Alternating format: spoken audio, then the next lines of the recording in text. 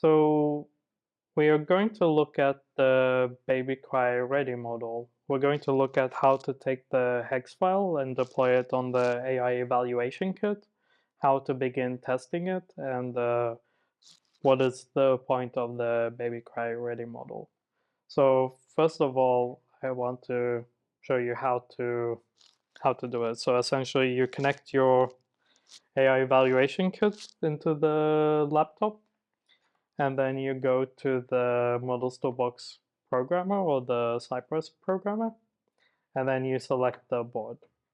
And then we will load the hex file. So it's just a matter of navigating to the right folder, selecting the DEEPCRAFT hex file, and then we will connect and flash it. So let's connect and then program the board. And now it's programmed and it's running. So we can see on the terminal that printed the Imagimob Ready Model DEEPCRAFT code example. And this is what we're running with the Ready Model. So let's actually do some testing. I have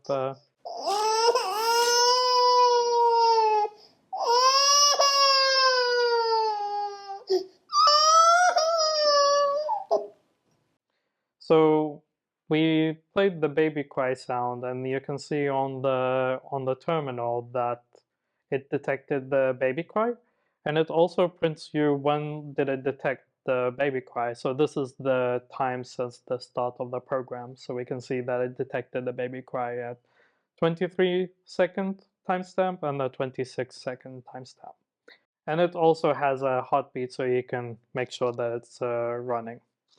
So the point of the DEEPCRAFT Ready model is that you can use it for such things as adjusting the environmental temperatures in the nursery room. So if a baby is crying, you can adjust the settings and make it to your likings. You can also run this functionality inside of toys so that you can make the toy come to life and interact with the child in order to make them happy and to soothe them. So you can use it in many different ways. It's just a matter of passing the audio data into the model, getting an output, and then using that output to drive the functionality in your product.